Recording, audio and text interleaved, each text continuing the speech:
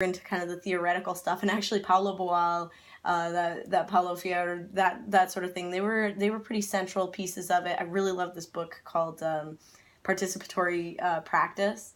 And the biggest thing, I mean, over and over and over again, the point is to listen to what the people have to say, and draw from their knowledge, their abilities, their what matters to them. And so we had a midterm where we had to, they're like, your boss calls you into the office and tells you to shows you this video. It's this busy street in India, and they said, what kind of programs can we develop for them? And I was like, why don't we ask them? And I think that's entirely the biggest takeaway.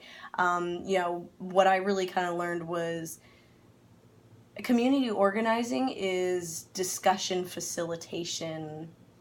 For the large part, it's discussion facilitation, providing training, guidance, and then enabling people to take the lead.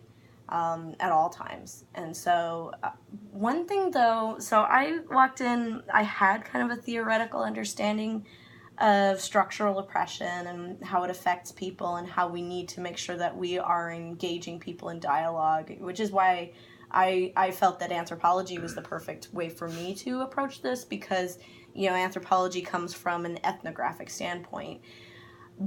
But the reason I chose the theater of the oppressed to examine it was because I was like, oh my gosh, theater and yes, the arts are the key to engaging the community and inspiring people and that sort of thing. And I watched a video with that Paulo Boal guy, and he said that he went into a community of peasants in Brazil, and they did their play act, and they, it was talking about overpriced tenant farming and that sort of thing. And the peasants were like, hey man, like, take out your gun, let's do this. Let's start a revolution. And Paulo was like, oh no, I'm just an artist. And so I think that I was surprised to find that some of these, specifically one of the most influential community organizers wasn't actually walking the walk. But one of the big things that I really wanted out of the class was to get kind of the theoretical background and to learn, like what works and what doesn't. And it helped me to realize that one of the values that, we had to state one of the values that we did, or one of our main values in community organizing. And I said compassion, but I think a big thing that I'm going to take away is believing that I need to walk the walk. I need to not only step into these communities and take part in, facilitating and training and guiding, but also get my hands dirty and be willing and able to join them when they say, let's do this. Including violent revolution. Perhaps, if that's what they decide. I mean, that's the thing, though, so I guess at what point... So I love the idea of, listening to the people, listening to kind of the subjects of the study, or, the participants of the study. And I think, that listening to community is the only, effective way that you're going to be able to get towards the heart of issues and stuff. But when it comes to the actions, I mean, obviously, sometimes those actions aren't going to be the best action. Well, they're not going to be the best, or they're not even necessarily going to be acceptable or effective or good. And so I guess, at what point do you need to moderate, or maybe not moderate, but when it comes to walking the walk, as you put it, when do you inject that, expertise or that advice or that next level of maybe a violent revolution, for example, isn't the best answer for X, Y, and Z. Who knows? Maybe sometimes it is, but yeah. But I mean, especially in today's day and age when we have drones and tanks and guided Agreed. missile systems and things. Now for me, my goal with community organizing is with youth, and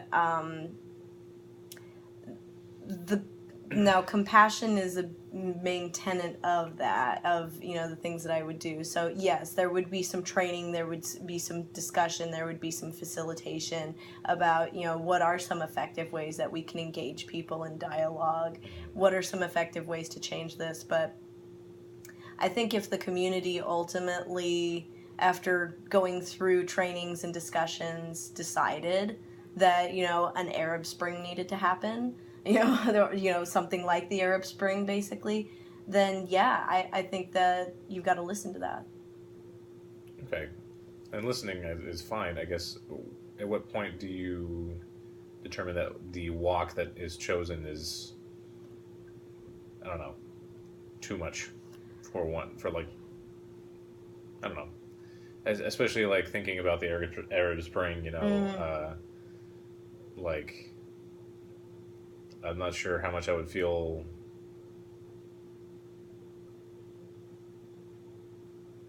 I don't know, justified, I guess, in taking part in that, especially if it's not like my community that I'm fighting for necessarily.